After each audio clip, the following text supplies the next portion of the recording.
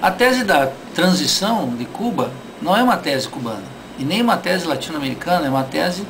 que nasce do Departamento de Estado dos Estados Unidos, nasce daqueles interesses que são alheios ao Estado cubano, ao país Cuba. E, portanto, é completamente estranho ao que está ocorrendo na ilha. Para aqueles que acompanham a realidade latino-americana e que acompanham a realidade cubana, sabem que a saída de Fidel Castro de funções estatais, não obstante o formalismo de algumas delas, já existia há muito mais tempo. E sabem também que a sociedade cubana é a sociedade latino-americana que mais sofreu mudanças nos últimos anos. Não só o ímpeto inicial da revolução, a primeira revolução socialista na América Latina, quando todos diziam que aqui isso não era possível, o período de alinhamento com a União Soviética, o período de sobrevivência após a definitiva desaparição da então União das Repúblicas Socialistas Soviéticas, a nova reinserção no cenário latino-americano, a alternância de períodos de bonança com períodos de austeridade para a maioria do povo, que não obstante se mantém como povo, comunidade cultural, como consciência política, não abandonando as imensas conquistas sociais da Revolução Cubana em saúde, em educação, em cultura, em tecnologia, mostram que existe uma vitalidade nacional em Cuba que nós não observamos em outros países. Ademais,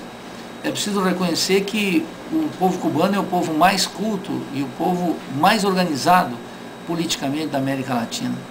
de tal forma que não aceitará isso que a mídia e os poderosos chamam de uma transição em Cuba. Porque os cubanos sabem que uma transição nos moldes tradicionais, nos moldes ortodoxos, implica que Cuba se assemelha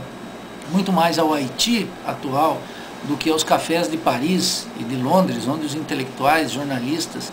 e os homens de Estado dos países centrais formulam planos para a periferia capitalista. Cuba é um país latino-americano, mas é antes de tudo um país caribenho.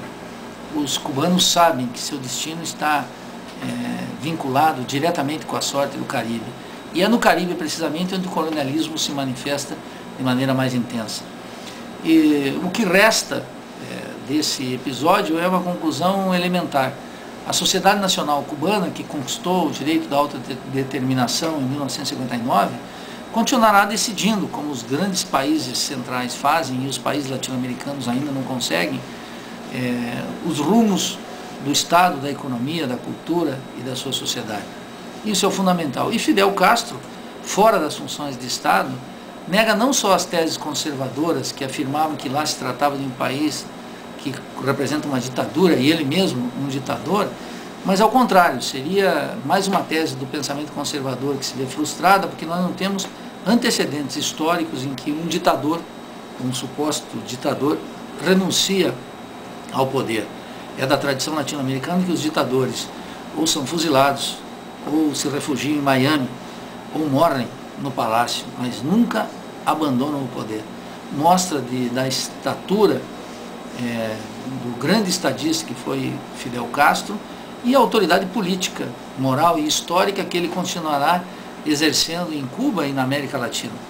Os países centrais terão agora que se defrontar com a incômoda situação que Fidel Castro não é mais chefe de Estado e, portanto, está livre para dizer, não obstante a sua referência no final do texto que ele será cuidadoso, não representa mais o Estado cubano e, portanto, poderá exercitar com muito mais autenticidade a capacidade de livre pensador, da experiência política e do compromisso com a emancipação latino-americana que, sem dúvida alguma, a história reservou a ele.